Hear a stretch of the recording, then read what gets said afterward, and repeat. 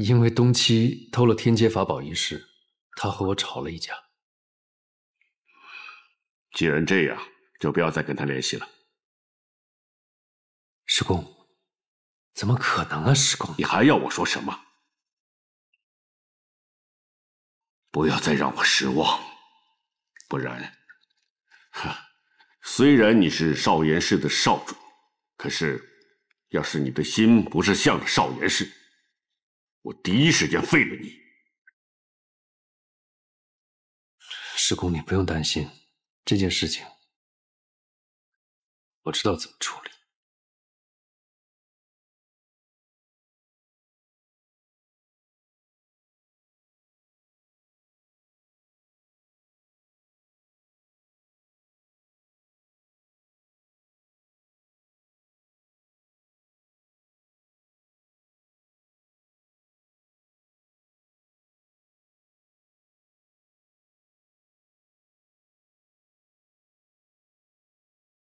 纪宁，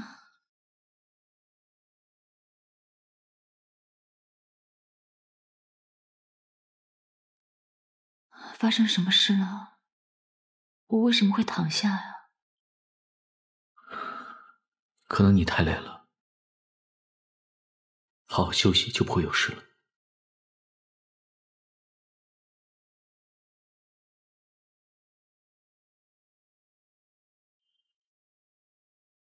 你怎么了？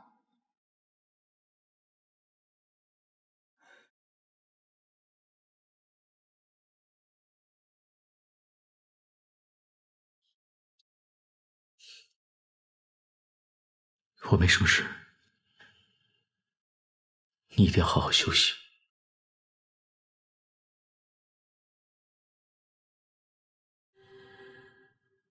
雨薇，我一定要救你，我不会再让你承受任何痛苦。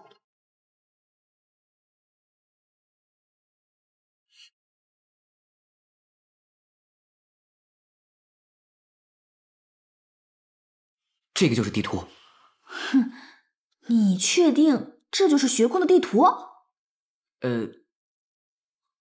不要在意那些细节嘛。画的虽然简单了些，但路线是正确的就对了。这个就是禁闭室。我怎么没看出来？劫狱可是重罪，你们都想清楚了吗？哎呀，当然啦，你没听见说吗？明天长青师尊就要处罚纪宁哥和于薇姐了，所以我们今天晚上就要行动，只许成功，不许失败。这个时候电财师尊要是在就好了。这件事说来也怪，现在虽然是长青师尊暂管学宫，可是他必定要跟电财师尊汇报情况呀。且不说纪宁哥了，于薇姐对于电财师尊来说，岂只是师徒之情这么简单，简直就像亲生女儿一般。如今于薇姐和纪宁哥出了这么大的事，电财师尊怎么可能袖手旁观？所以我断定，师尊现在一定还不知情。你们现在说这些已经没有意义了，师尊正在加固封印，我们万万不可打扰。眼下只能靠我们救助金宁和余薇了。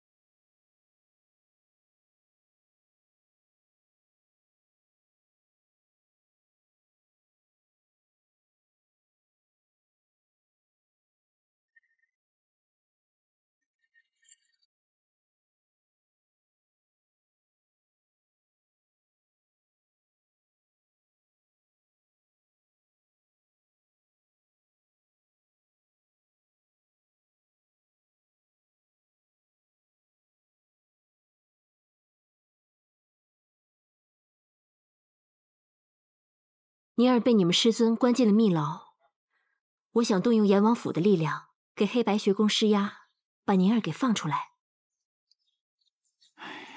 你可真是关心则乱呀！你如果动用阎王的力量把姬宁给救出来，你们的关系不全都暴露了吗？那怎么办啊？你还有什么办法吗？我来就是和你说这件事的，也打算和你告个别。告别？你要去哪儿？我要出一趟远门。什么时候回来？这可就不知道了。拉塔，谢谢你。谢我？我要出门，你不祝福我，反而谢我，这为什么呀？你这趟远门，不就是为了宁儿吗？你不说我也知道，你想劫狱。郡主果然是冰雪聪明，一点就透，什么都瞒不了你啊。拉塔，这杯酒我代宁儿敬你，谢谢你。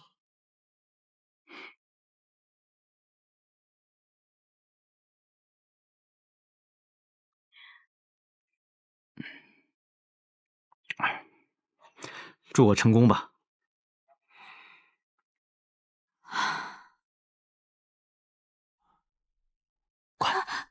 等等我。当心，小心点儿。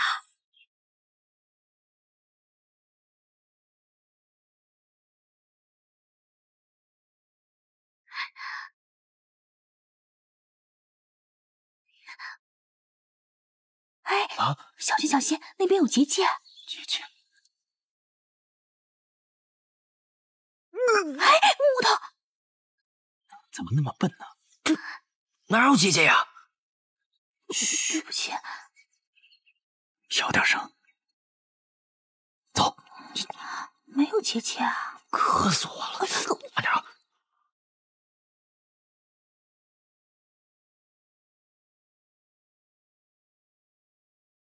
怎么没有人啊？对啊，人都去哪儿了？看看再说。走，走。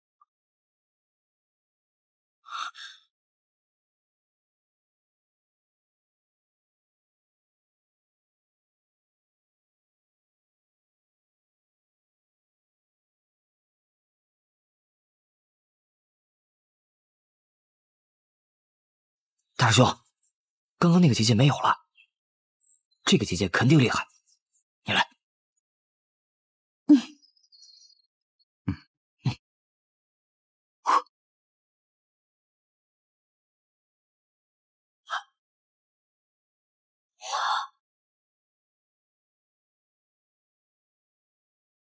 哇，大师兄你好厉害呀！我还没出手呢。啊？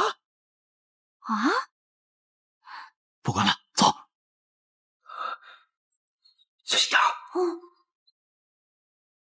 师尊，说是禁闭室那边的警报响了，技能余威，去看看。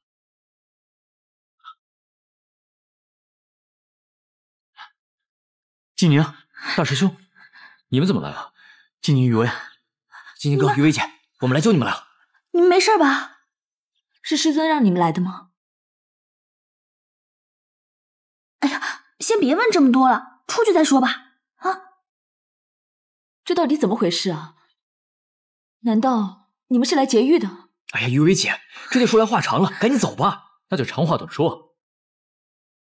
好，长青师尊说了，明天一早就要废除你们的修为，将你们逐出学宫，所以我们是来救你们的。废除修为？这怎么可能呢？还没有经过众长师的审定，怎么就判我们的罪啊？这是长青师尊一个人决定的。那殿才师尊知道吗？殿才师尊胜在闭关，就是因为如此，长青师尊才急着要处置你们，而且就在今晚。由于时间紧迫，我们来不及告知殿才师尊，才出此下策，先把你们救出去。对呀。有结界！走。总之事态严重，耽误不得，赶紧走吧。是啊，我不能走。我要是越狱，那不就等于畏罪潜逃吗？我奸细的罪名不就坐实了吗？可是保命要紧啊！就算他日还你一个清白，可是你修为已经尽废，甚至终身无法再修道，那你要这个清白还有何意义？这样，你们赶紧回去吧。如果被人发现了，会连累你们。师尊也有结界。慌什么？走！哎呀，我们怎么能离开呢？你们要是不走，我们也不走了。对，要留一起留，要走一起走。不过我可告诉你们，如果你们今日不走的话，明日就走不了了。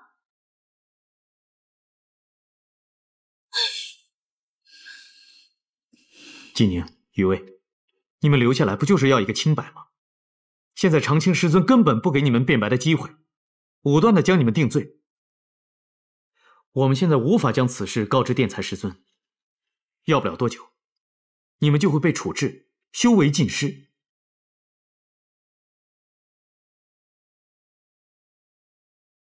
不如你们两个先离开这里，等到殿才师尊出关，让他做主将此事查清楚。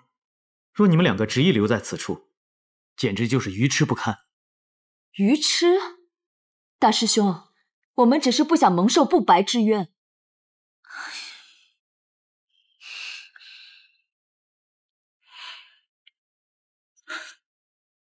如果知道是不公平的判决，还要欣然接受，那不是愚痴是什么？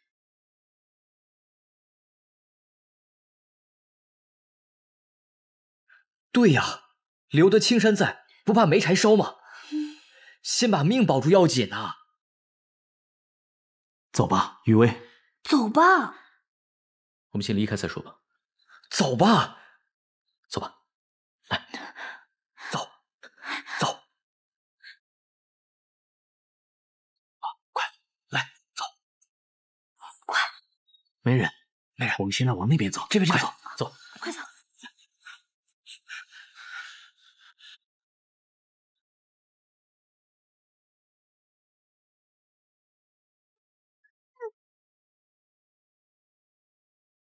师傅，怎么到处都有结界啊？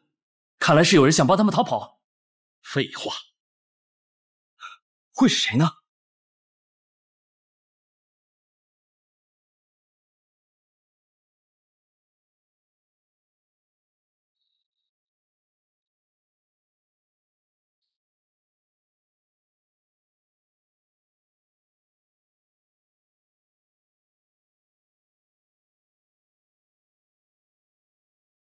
跟上。没人。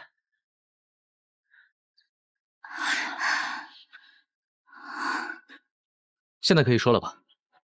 你们怎么知道长青师尊他要废除我们的修为？昨晚长青师尊他们商议之时，我们偷偷潜入进去，才得以知晓。从他们的言谈中，我们推测殿才师尊应该是不知情，而长青师尊打算趁殿才师尊闭关的时候除掉你们。我实在想不明白，长青师尊虽然严厉了一些，但也没必要置我们于死地啊。也有可能是他还有些在意那天的事情，所以宁可错杀，也不想放过。大家还是不要先胡思乱想了，想多了也没用。长青师尊他在想什么，只有他自己心里才清楚。是啊，当务之急是让五峰师尊和殿才师尊知道你们是清白的，并且能为你们证明。我跟余威是清白的，我相信终有一天一定会水落石出。只不过这一次，又连累你们了。我们都是兄弟，说这些就没意义了。我们既然铤而走险来救你们，就没有准备再回学宫。我们是生死兄弟，有福同享，有难同当。不管是上刀山还是下火海，只要我们在一起，还是蛮有乐趣的啊！好啊，木头。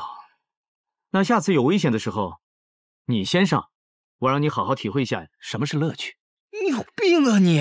我的好了好了，意思是，好了，我们先出去再说吧。走吧。去。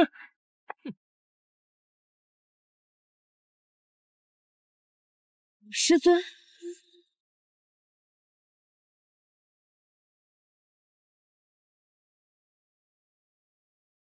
两位师尊，你们怎么会在这儿啊？你们不是在闭关加固封印吗？我们之所以在这儿，还不是来接应你们呀？可是你们怎么会知道我们在这儿啊？难道师尊早就知道会发生此事了？此事从开始我就知道了。既然一开始就知道了，为何不救他们？他们差点就被废了修为。休得无礼。不是还有你们吗？难道你们会看着余威和纪宁受难？难道你们能坐视不管吗？莫非师尊早料到我们会去劫狱？哎，与其说是早已料到，不如说是我们二人已经计划好了一切。不过被你们给抢先了。就算你们今天不出手啊，我和天才师兄也会想办法将他二人救出来的。那禁闭室的法杖，嘿，不愧是余威啊，反应真快啊！呵呵，不仅是禁闭室的法杖，还有你们几个闯入禁闭室的结界，那也是我们暗中相助才得以破解的。哎，你们不会真的认为是你们那点小法术破了这黑白学宫的禁闭结界吧？哼，那你们也太小看黑白学宫了吧！师尊，弟子绝对不是奸细，还请师尊明察。起来吧，你是什么样的人，没有比我更清楚的了。多谢师尊。那师尊明明知道余薇姐不是奸细，为何不早出来澄清，还要如此大费周章？因为我有更重要的事情要交给你们去做，而且此事绝不能让外人知晓，只好利用长青剑仙来个将计就计，也好掩人耳目。如此神秘，是什么样的任务啊？虽说奸细一事关乎学宫上下，不容轻视，但是你们也知道，自打学宫天阶法宝被盗以来，混沌界域的封印便摇摇欲坠。如此下去，神王的回归只是时间问题。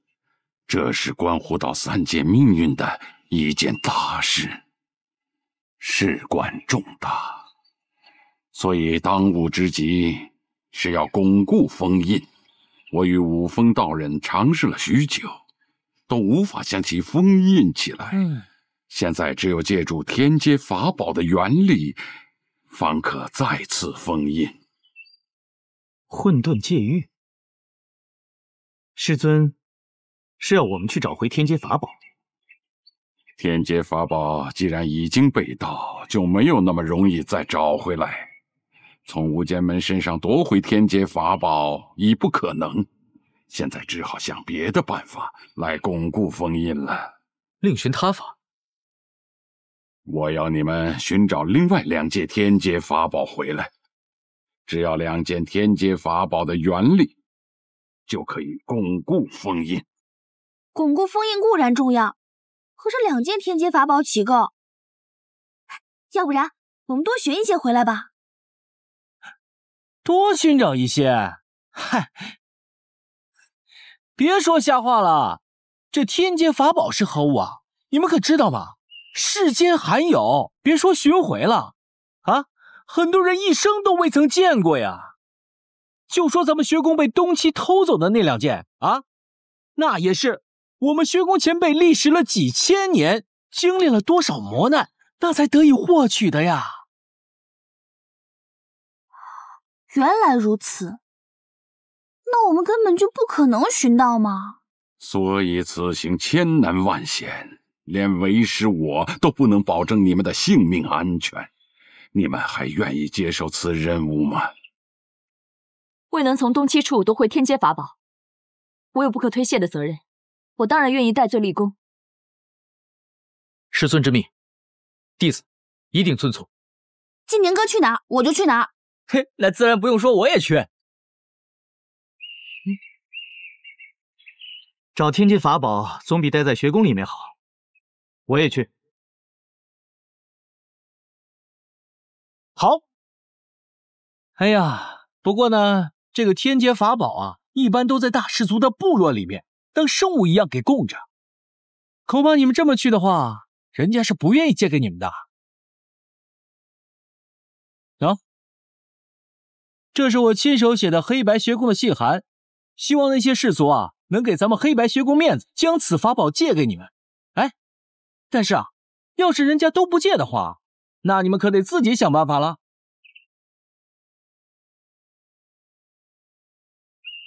这个锦囊里面有学宫藏经阁，记载着拥有天阶法宝的氏族，你们可以根据这上面的方位去寻找。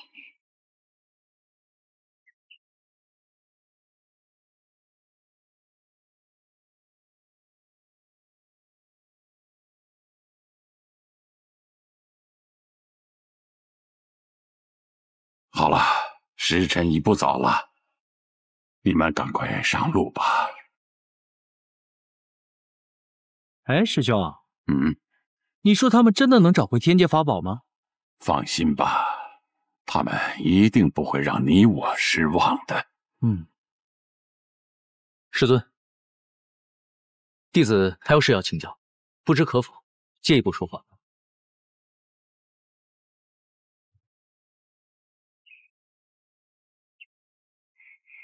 宁儿，你是不是想问威尔太上忘情一事啊？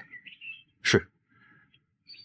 唉，威尔的事一直是我的心头大患。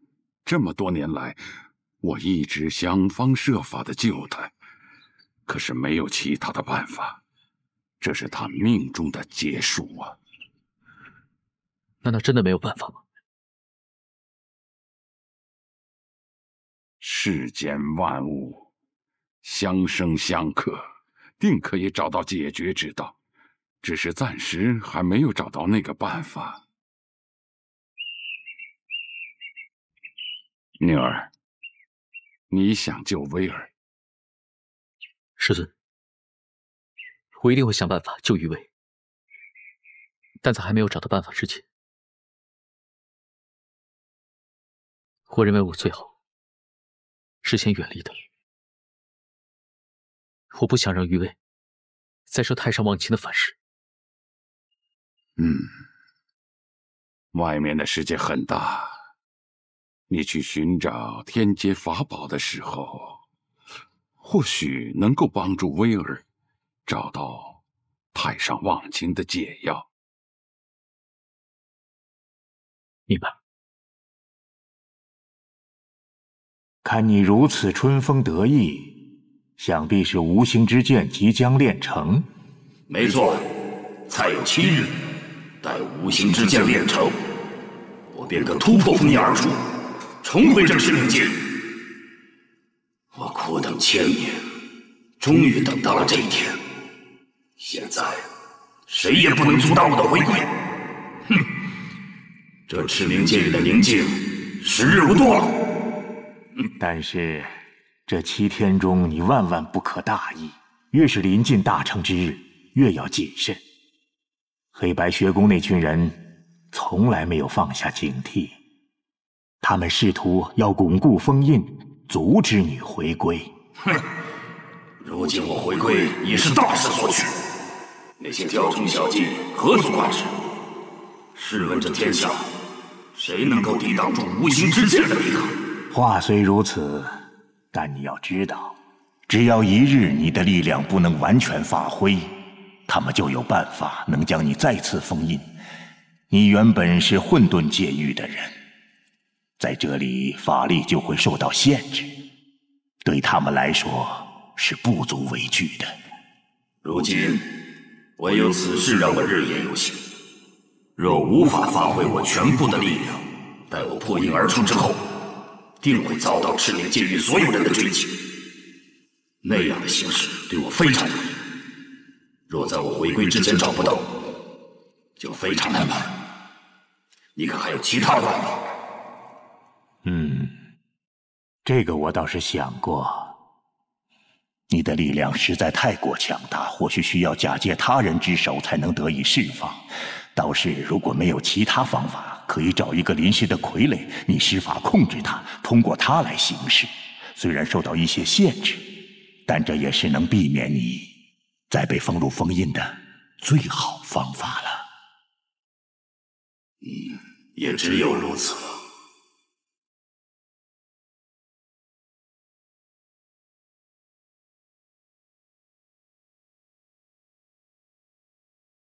哦，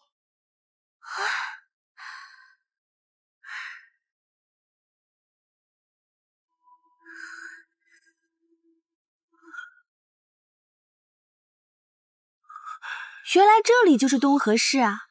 怎么冰天雪地的？这什么鬼地方啊？怎么这么冷啊？你一个男子汉大丈夫，怎会如此娇弱啊？我本身就是单薄的傀儡师，跟你们这些拿刀拿剑砍来砍去的人能一样吗？我用的是脑子，你懂不懂？你说谁没脑子啊？我没说你，没说你，是你自己说的。来，让我看看，你还真是受了风寒啊！可是我们从学宫出来的太着急，也没有带药。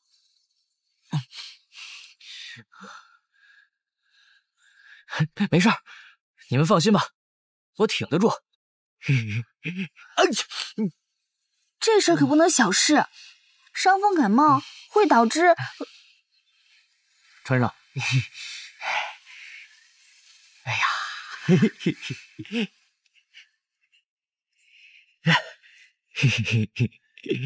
金宁，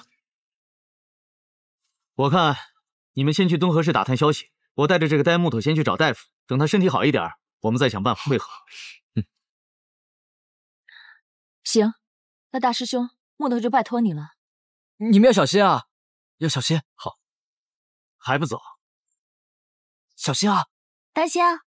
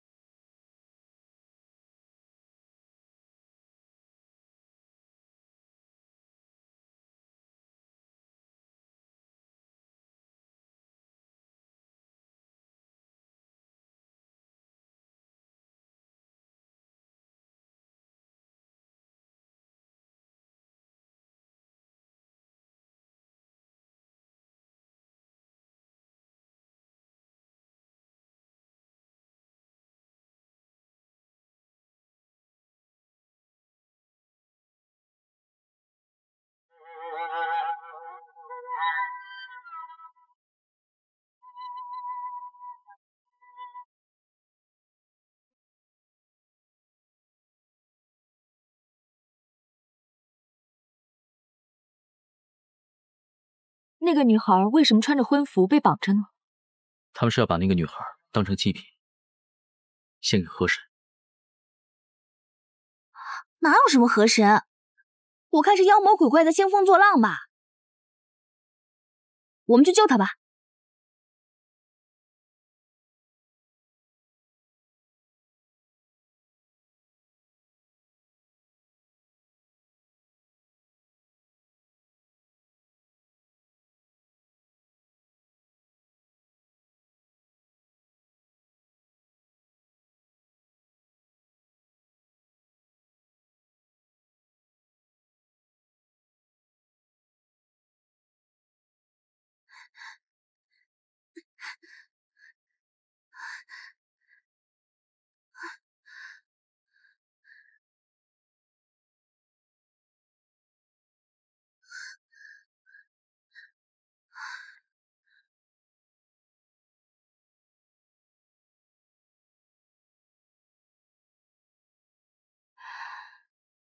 你是谁？我是来救你的。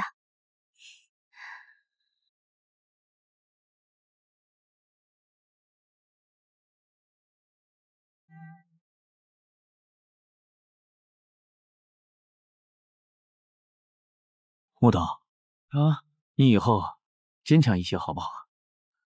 啊，大师兄，我好冷啊！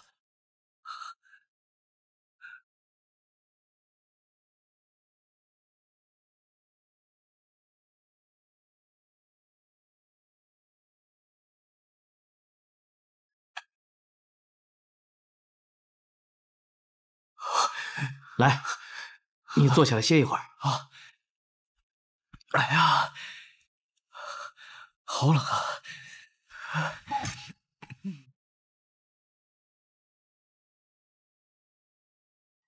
我都已经把我的披风给你了，木头，你给我争点气。你要不争气的话，我就把你当柴给劈了，给烧了。你是不是变态啊？我都这样了，你就不能对我温柔一点吗？你认识我这么久，何时见我温柔过？你对那个西岳郡主就蛮温柔的。好冷，好冷，好冷！哎呀，好冷啊，好冷，好冷！哎呀，好冷啊！哎呀，好冷，好冷，好冷！你还不让人说呢。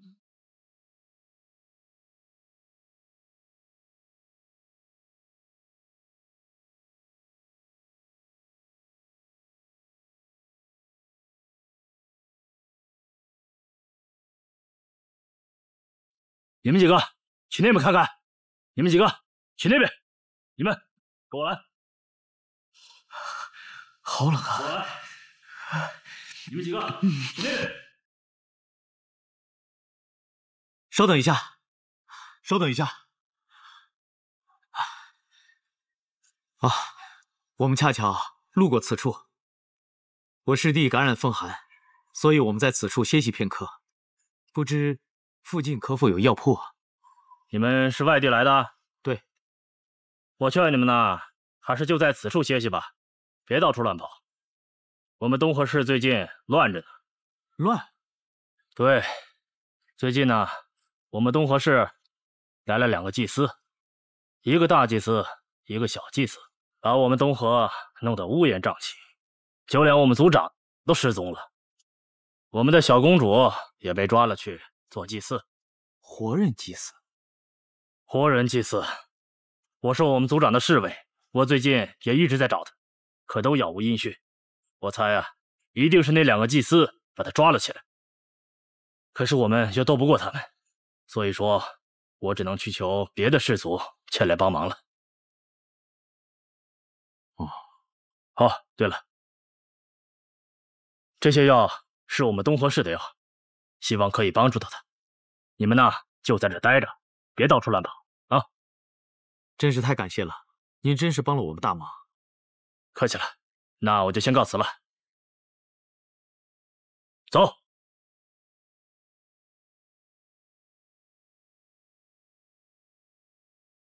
这东河市究竟怎么了？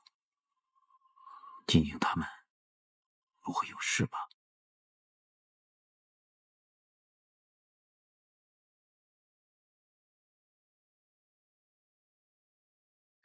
多谢几位英雄，舒儿感激不尽。现在已经没事了，你可以回去了。舒儿，你是担心那些人会再找到你家里，把你带走？我长这么大，还从来没有听说过有活人祭祀一事，这真是太不可思议了。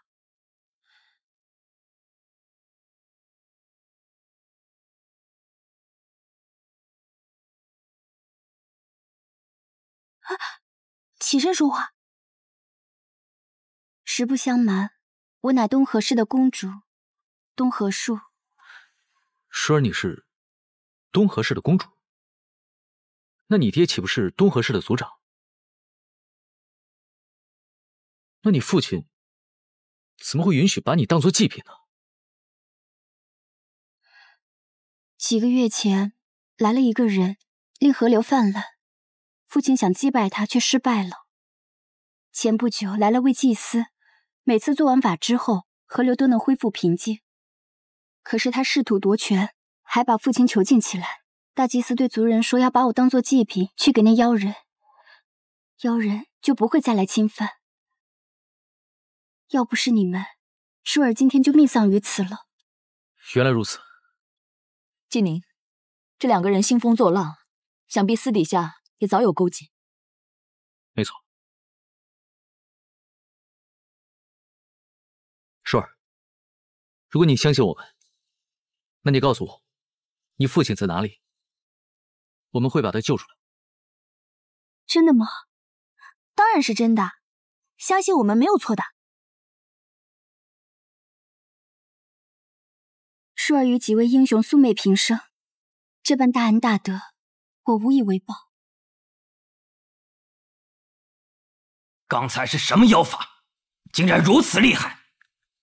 我已经派人前去查探，这东河市就这么大点儿，他应该跑不远。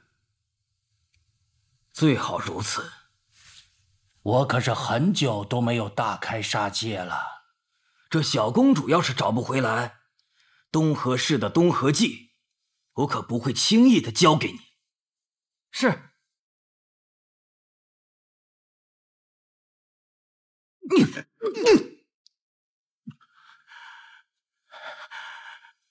是你？哼！舒儿呢？舒儿呢？他自然有他的去处。我劝你还是乖乖交出陈子令。你年过半百了，就这么一个女儿，你就真舍得让她去死？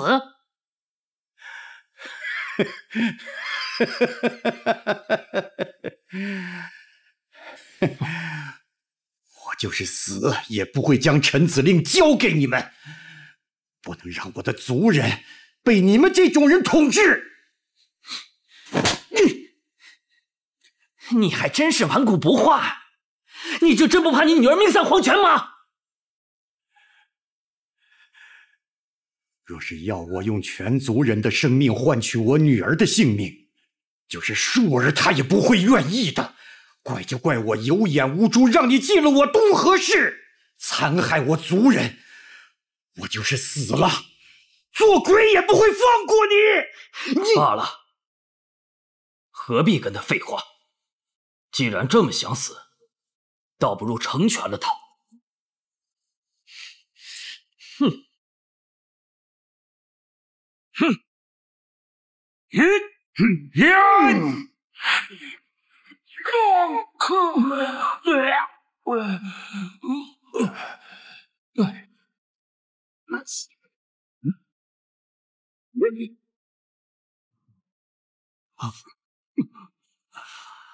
父亲，舒儿，舒儿，最好别动。你们一再坏我好事，你们究竟是谁？你说，你要陈子令到底有什么目的？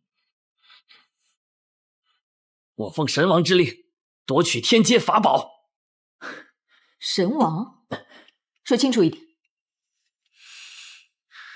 哼！你们还不配知道，我为我主而死。我主神王会感念我的恩德，总有一日，我主会执掌三界。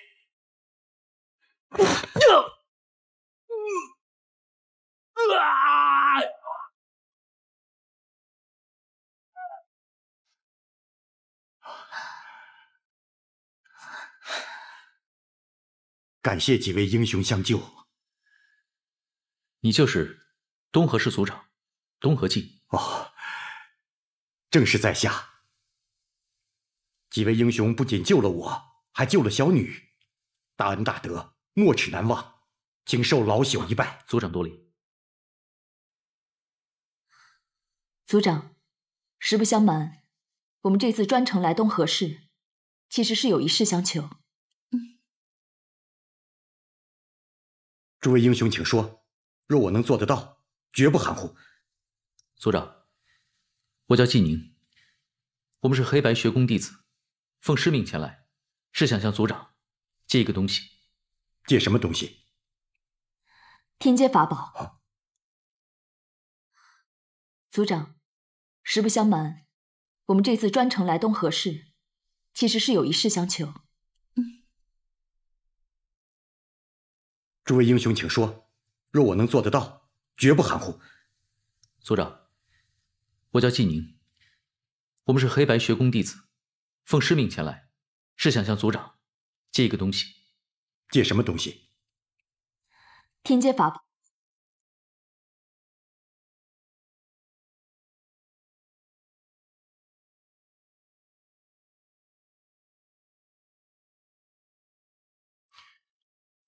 此地非议事之地，请诸位移步到我东河市大殿。请。好。南君，为了救下余威，我已经得到了天阶法宝。可是这样一来，神王就回归在即，三界大乱，也只是时间的问题了。你曾经跟我说过，叫我不要助纣为虐，可是我真的不知道该如何选择。门主，那余威应该已经知道是您盗取了天阶法宝，就算您都是为了他才这么做的，他也一定不会领您的情。我现在已经顾不了这么多了，只要能解除太上妄想，就算他不领情也无妨。您打算如何？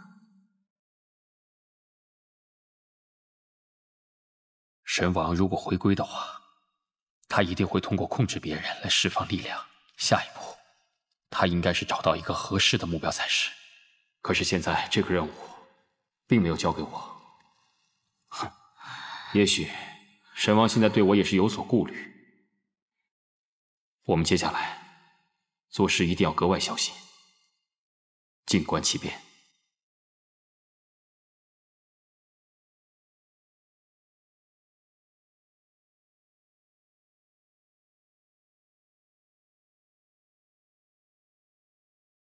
几位英雄救我们于危难之中，按说你们的请求我不应推辞，只是这天阶法宝关乎我们东河氏一族的性命，恕我不能外借。父亲，族长，您再考虑一下吧。我们借天阶法宝并非为己，而是为了赤明戒狱。据我所知，你们黑白学宫也有2件天阶法宝才是，天阶法宝的功效皆相同，为何你们会前来我东河寻求至宝？实不相瞒，我们学宫的天阶法宝已经被无间门所盗，要取回来恐怕有些困难。我知道要借天阶法宝是不情之请，只是混沌界域的封印必须要借助天阶法宝的原理相助，还请族长为了天下黎民百姓借我们一用。此次我东河市险些遭逢大难，都因天阶法宝而起，故此我已然对不住我的族人。如今我若再次借出，我东河市若再有个意外，我东河记如何对得起东河市的父老乡亲？族长此言何意？我们杀掉了那个所谓的祭司，不是因为夺权而逼迫您交出臣子令的吗？他起初乃是想获取天阶法宝，只因我不愿说出关于天阶法宝的消息，才令他们恼羞成怒，想要夺权之后成为东河市的族长，顺理成章地成为天阶法宝的合法继承人。族长，您若是担心天阶法宝被借出之后东河氏的安危问题，那您大可放心。我们既然借走了天阶法宝，就会以黑白学宫的名义保全这里的安宁，保证再也不会有人来骚扰。此前就是因为我轻信他人，才险些酿此大祸。如今我怎么可能再犯同样的错误？莫非族长不相信我们？几位对我们有救命之恩，我怎么会不信？只是这黑白学宫距离我东河市尚有千里之遥，若真有外人来犯，你黑白学宫也能及时相救。父亲，若非他们，东河市早就陷入歹人之手。您说这天阶法宝是我族圣物，庇佑我族，但却招来有心之人的觊觎，前来偷取法宝不说，还妄图夺权，是纪宁他们救我们出水火，于情于理，我们都应该献出法宝以表谢意。你懂什么？这天阶法宝乃我东河市世代相传，要是没有天阶法宝在手，我小小东河市早就被其他氏族瓜分，又岂能有你我在此处相谈？天阶法宝庇佑东河市，那是过去之事了。可近日之事，父亲又该如何解释？若天阶法宝真的有灵，为何不早日告诉我等？大祭司是贼人呢？不得无礼！此前一切都怪我有眼无珠，引狼入室所致，与天阶法宝何干？经此一难，我若再轻信他人，东河市若再有个意外，我如何对得起东河市的父老乡亲？族长的意思，我们明白了。如果继续强人所难，便显得不近人情。既然这样，我们就先行离开了。他日若有缘，定会再来拜会。诸位要走，我便不再强留。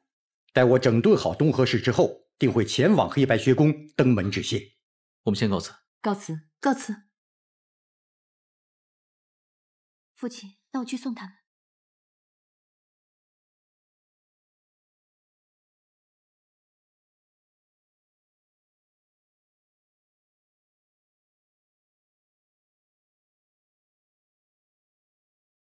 舒儿公主，你们就叫我舒儿吧。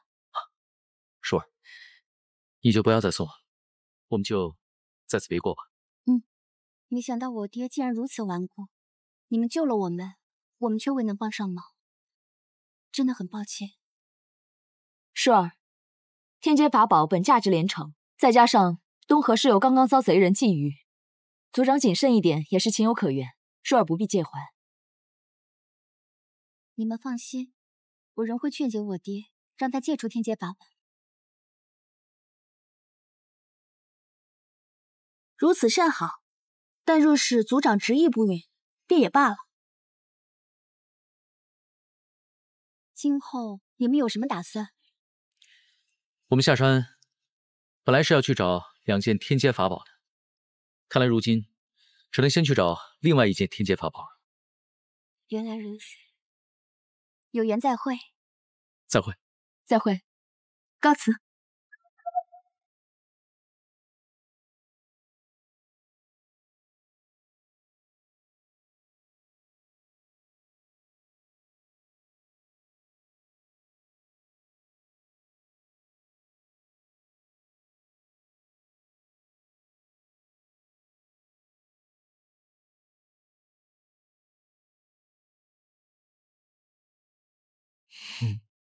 谢谢你啊，大师兄。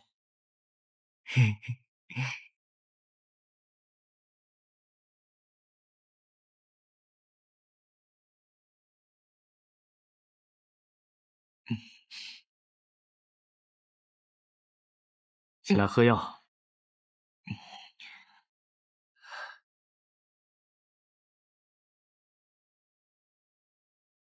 小心烫。啊！太难吃了。吃。我不想吃。吃。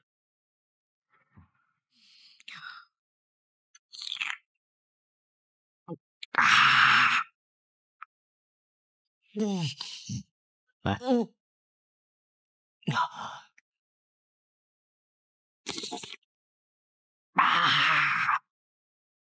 好不容易找到了有天阶法宝的氏族，却连天阶法宝长什么样子都没有看到，怎么办啊？师尊曾经说过，就算我们搬出黑白学宫，也未必管用。看来果然如此。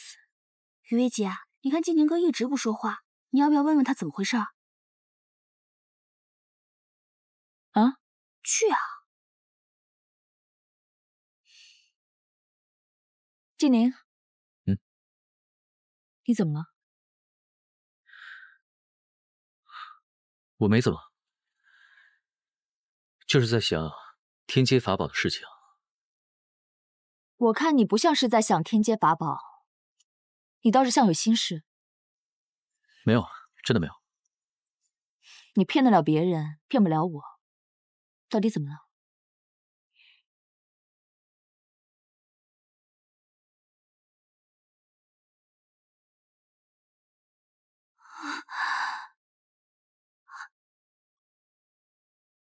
你们俩快看那边！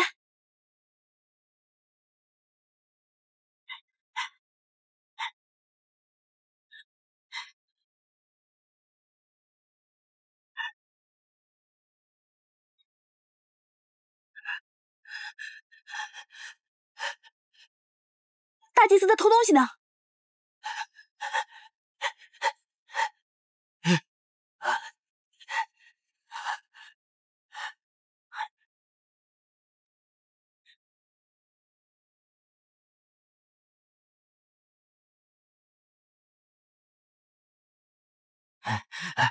站住！哪里跑？这么着急，想要去哪儿？你们什么人？我跟你们无冤无仇，为何拦住我的去路？你作恶多端，我们黑白学宫自然要收了你。黑白学宫？你手里拿的什么？交出来！哼，休想！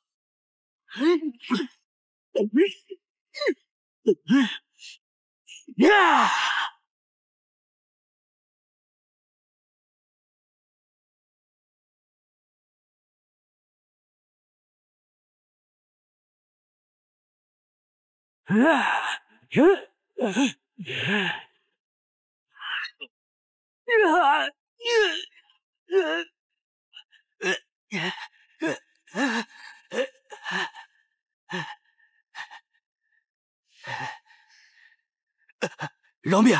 饶命！饶命！说，你是不是来自混沌界域？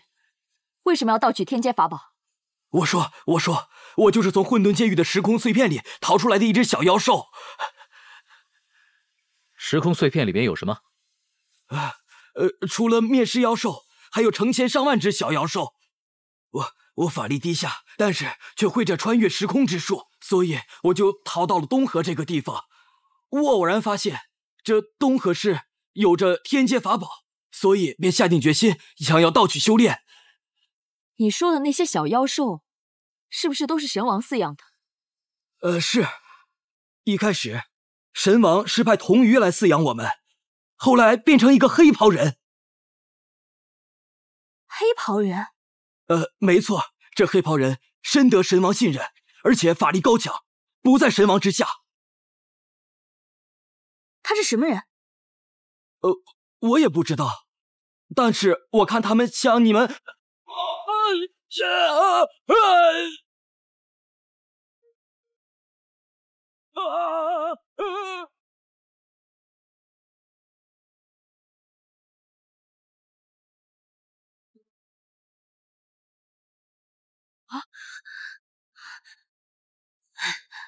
父亲，我知道您是为了东河市，但您这般拒绝静宁他们，会不会太不近人情了？若没有他们相救，如今我们东河市怕是已经覆灭了。我怎么不知道他对我们的大恩？只是舒儿，你要知道，我东河市的天阶法宝此刻已不在族内了。那在何处？天阶法宝早被那大祭司夺走了。因为此刻我已经感受不到他的气息，我不愿出借天阶法宝，除了他是我们的圣物之外，还有就是他此刻已经不在我们东河市了。那您为何不直说呢？舒儿，你要知道，这天阶法宝不仅仅是作为我们的圣物在庇护着我们，更是我们东河氏族人的一个精神寄托。若是天阶法宝失窃的消息传出，必定会使得人心大乱。所以，我只想将它暗中找回，不希望惊动族人。原来如此，是女儿错怪您了。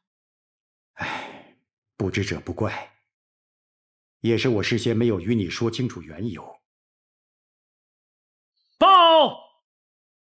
报告族长，黑白学宫弟子纪宁、于为、九莲三人，此时正在外面求见。什么？真的吗？他们怎么又回来了？快召！是。有请。族长，族长，天阶法宝怎么会在你们手中？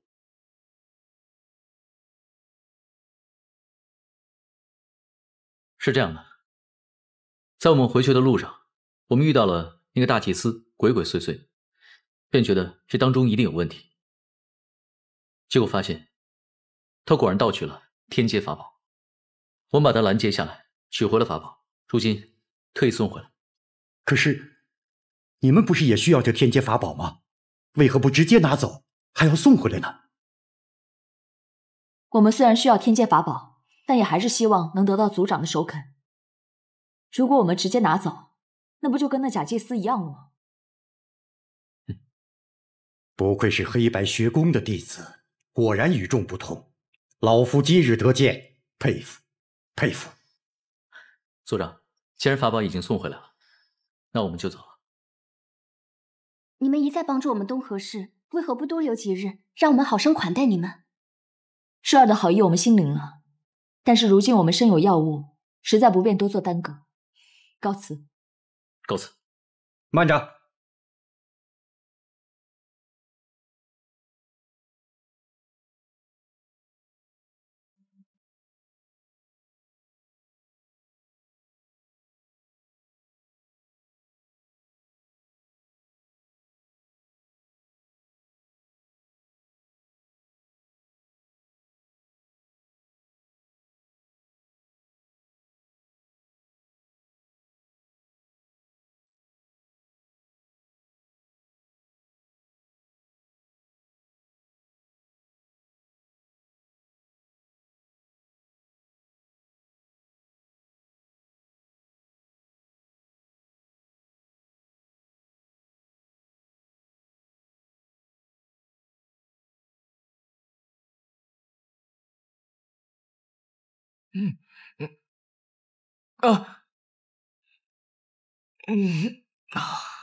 大师兄，我已经好的差不多了，咱们赶紧去跟他们会合吧。不用了，纪宁和余威，你还不相信吗？没了我们，他们也能成。倒是你，不赶紧把身体养好，你就无法跟我们继续寻找天阶法宝，我就得把你送回学宫了。什么？把我送回学宫？我不。怎么着？我跟你们一起跑出来的，最后我一个人回去，显得我多逊呐！我不。你知道你逊就好了。我是不是又上你当了？变态！你们就这样空手而归？敢问还有其他天阶法宝的线索吗？师尊让我们出来寻2件法宝，第1件乃东河氏的，如今已无缘，所以我们只好再去寻另1件了。既然如此，这天阶法宝，你们就拿去吧。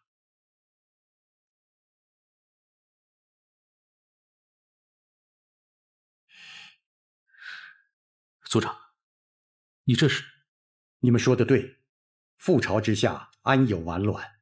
我若只顾东河氏一族安危，他日神王作乱，我东河氏也无法逃过一劫。况且你们一再帮助我东河氏，我若还冥顽不灵，也太说不过去了。所以这天阶法宝，你们就拿去吧，就当是我的谢意了。那我替天下黎民谢过族长。这下可好了。不过，还有一件事我需告知你们：我虽愿意出借天阶法宝，但它仍不属于你们。你们要想发挥它的原力，还要做另一件事。如果做不到，这天阶法宝如同死物一般。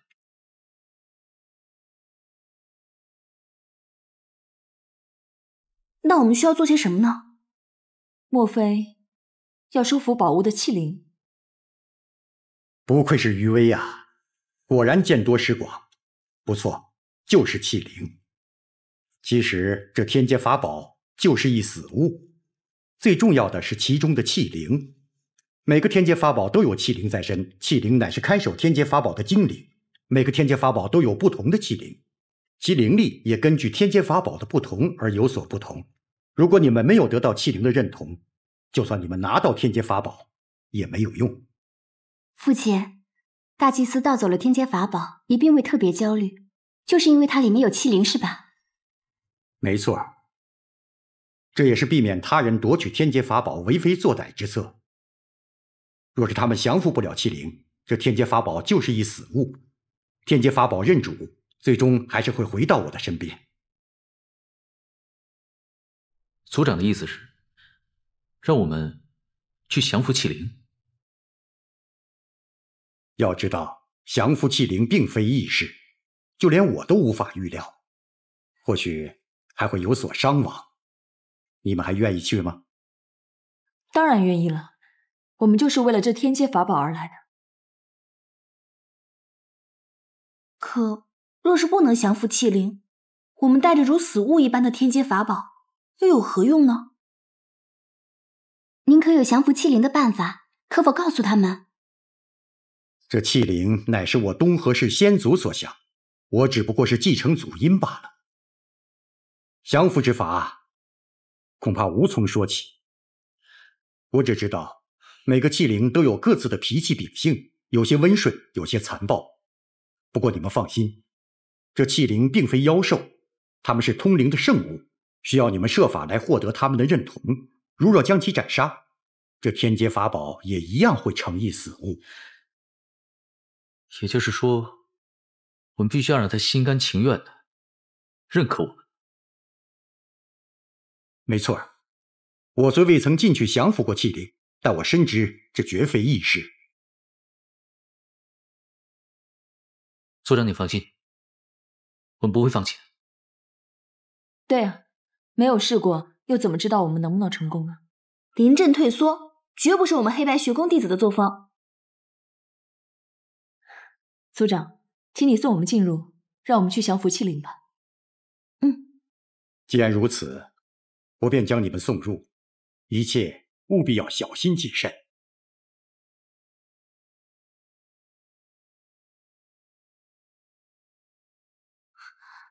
哇，就是这儿吗？器灵就在这里面？我们到里面看看。我们要小心一点。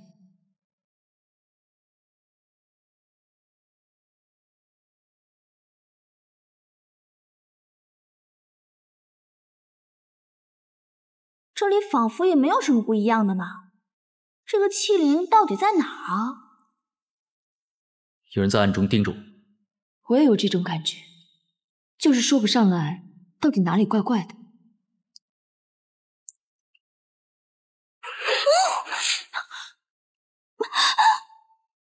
在那边。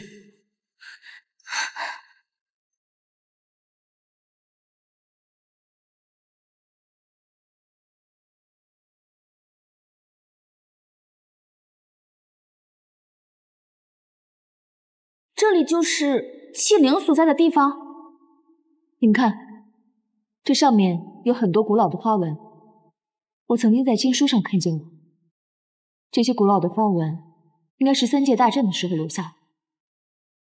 天阶法宝自3届大战开始就已经存在，器灵肯定是从那个时候就存活到现在。前辈，我叫季宁，我们几个是黑白学宫的弟子，奉师尊之命，专程前来借用天阶法宝。如有什么得罪之处，还请见谅。几个没长牙的娃娃，哪有资格跟我说话？看在你们是东河族长送进来的份上，我不为难你，快点离开，不然我就不客气。季宁，看来我们还是得用东河族长的办法。我虽未曾见过气灵，但经过祖辈口口相传，对他的习性还算知道一二，或许对你们会有所帮助。请赐教。这气灵常居天阶法宝之内，但知晓天下之事，还有读人心思之能。他会读心？那若是我们与他相对，他岂不是能看透我们的心思？不仅如此，你们若与他过招，他会事先知道你们出的招数，从而出手抵挡。这么厉害，那我们岂不是没有办法将他降服了？办法总是有的。这气灵性格怪异，喜欢愚弄他人，更自诩对外界无所不晓，所以自视甚高。如果你们能让其自尊心受挫，让他知道天外有天，人外有人，或许他就甘愿被你们降服了。我明白了。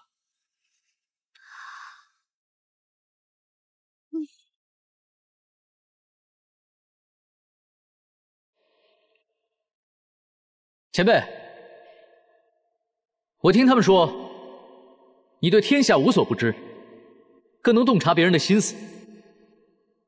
我们从来没有见过这样的人，实在心存疑惑。而且今日前辈一而再再而三的避而不见，我看是徒有虚名。前辈并没有他们说的这么厉害吧？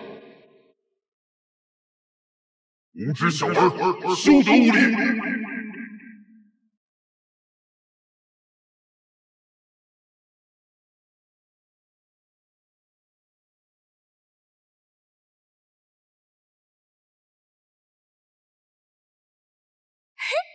原来你就是那个气灵啊！我就是气灵，如何？既然前辈您这么神通广大，那您敢不敢跟我们赌一赌啊？赌？赌什么？就赌我们三个的心思。如果前辈能通通知晓，那我们就认同前辈之名，名下无虚。我们会马上离开，保证以后不再来打扰你。但相反，如果前辈做不到，那就请前辈顺从我们，把天阶法宝借给我们一用。这还不简单，必定让你们心服口服。那就先从这个口无遮拦之人开始。你九灵，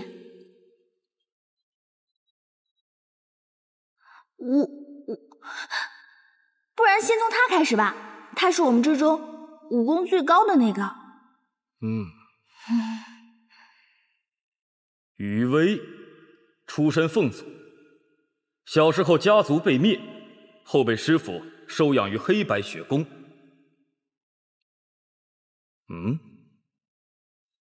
你喜欢他？可你身上明明有……前辈，前辈果然厉害，晚辈佩服。好了，到你了。东岩氏公主，身份甚高。你一个小姑娘，心怎么这么乱呢？关你什么事啊？是你们让我看的。谁让你看的？好了，这两个女娃之事已了，现在轮到你了。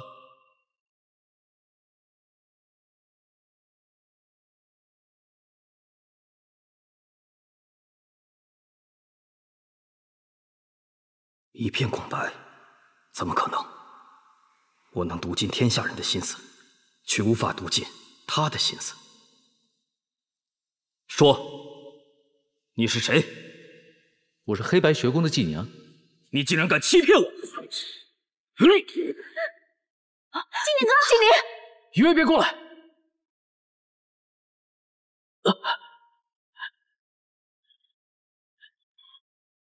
前辈，我们今天来这儿，真的是想借用天阶法宝去拯救苍生，并没有欺骗过你。说得如此冠冕堂皇，不要以为我不知道你们凡人的习性，皆是见利忘义之徒，做尽伤天害理之事，我岂能被你们所骗？如果前辈不相信我，你可以杀了我。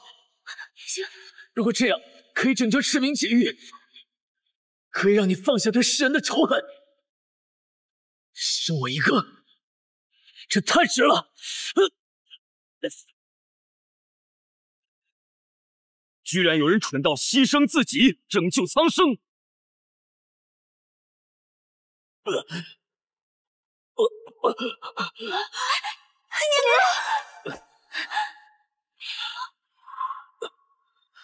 金宁哥，金宁，你没事吧？没事吧？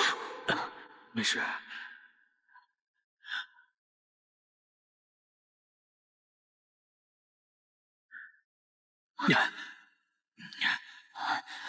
金宁，你把气灵降服了，我们终于把他降服了，太好了！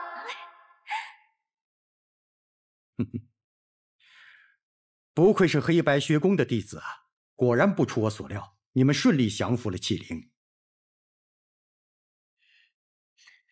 要是没有族长的提点，我们也不能如此顺利，还是要多谢族长的帮助才是。哎，我并未帮到什么，这一切都是你们自己所为。不过这天阶法宝有你们所得，我也算放心了。族长，等我们用完天阶法宝，一定会原物归还，而且一定会对这个地方守口如瓶，不会泄露半句，以免给东河氏带来麻烦。此前我带着东河氏一直隐居于此，是为了保护东河氏，但如今两界封印松动，神王即将回归，我还在这里隐居避世，却不知若天下倾覆，我小小东河氏又如何得以保全？现如今唯有加入天下大事，顺势而为才是正道。父亲，您想如何？金宁，这天阶法宝，你们收好。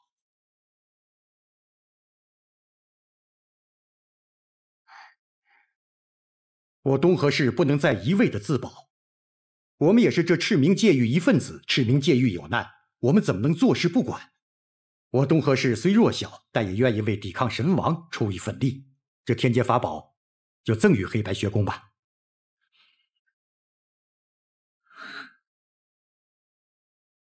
那我替学宫，还有天下的所有百姓，感谢族长。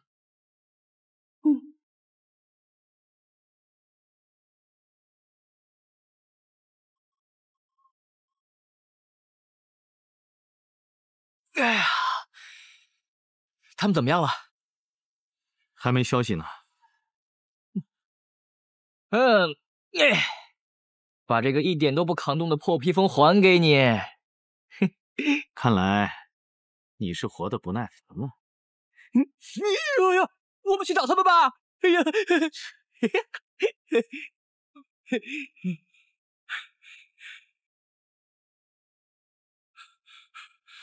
族长，不好了，族长，不好了！外面天下大变，好像要出什么异常。啊！我看看。不好！神王已经回归。神王回归？你们难道不知道吗？当年三界大战结束后，女娲娘娘曾留下一句话：“气灵被收之日，即是神王回归之时。”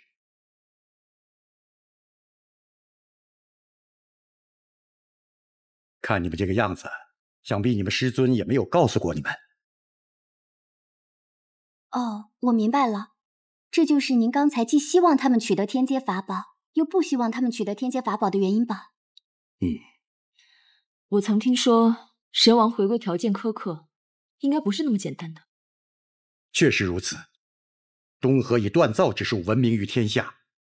此前曾有古籍记载，只要能集齐1年原石，还有锻造之法和2枚天阶法宝即可锻造出无形之剑。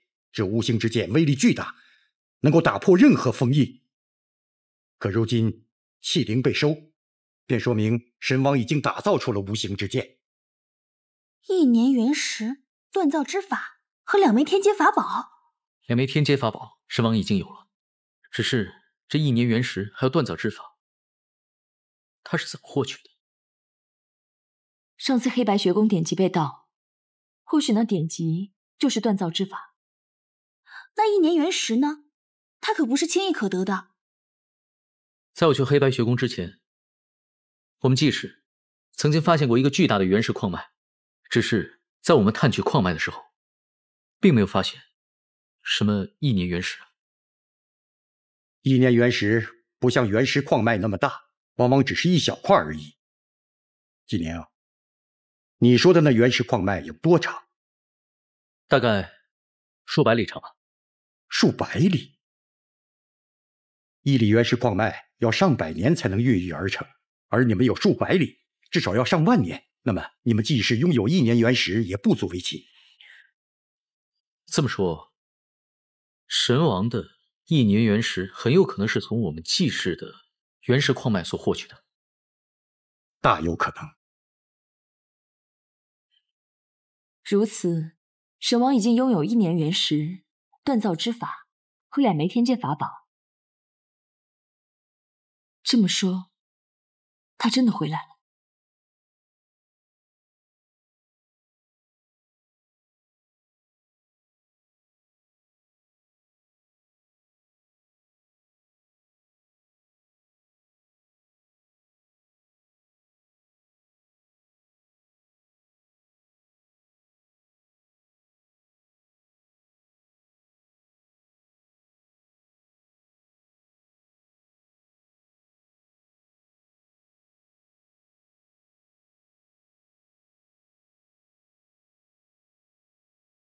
师兄，这鱼可不一般呢。走，去藏经阁看看。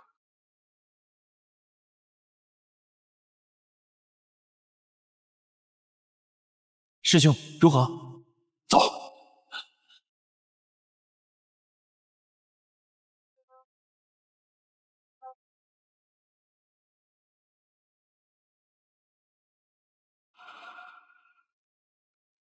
神王已经离开封印了。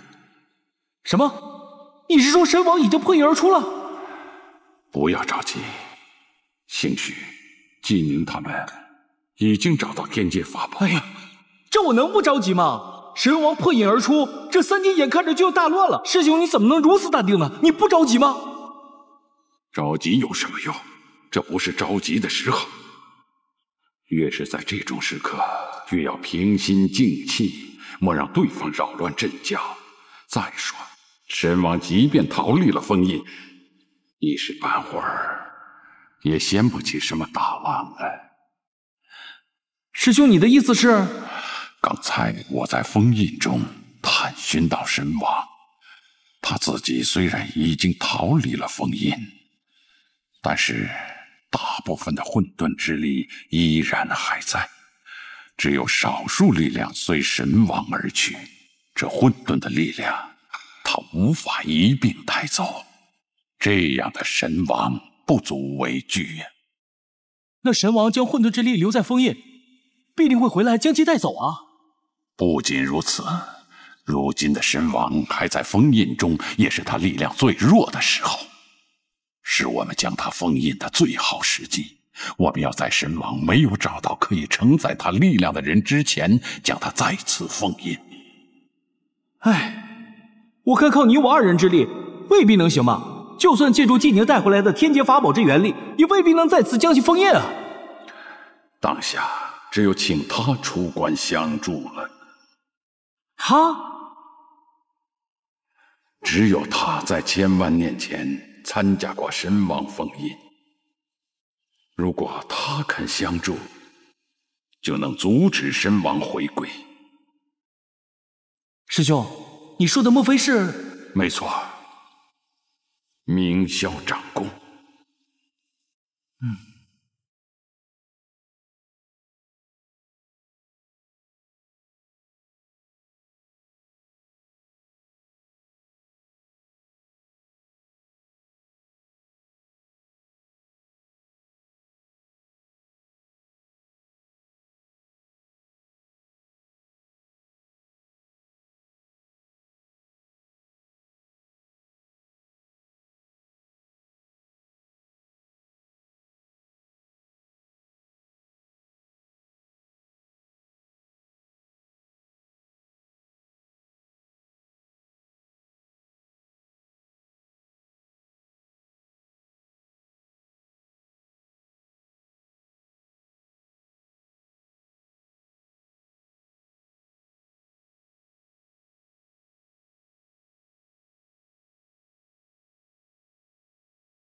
这琴声为何如此忧愁？西月，你在想些什么？还是外公了解我。你可是在想季宁他们？我听说季宁他们在学宫被惩治了，然后又逃出了学宫，现在又不知道去哪儿了。我想出去找他们。喜月，我知道季宁是你的弟弟，你关心他也是应该的。可是现在时局不好，咱们王宫内部可能有内奸。我觉得这段时间你还是不要出门为好，免得引火烧身。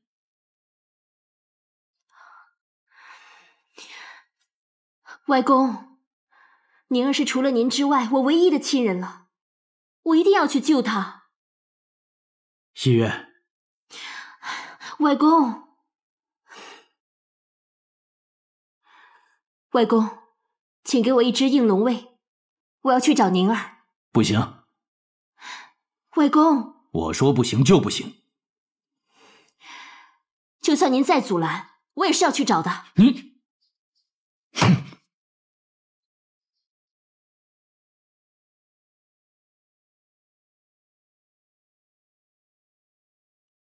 你们下去吧。是。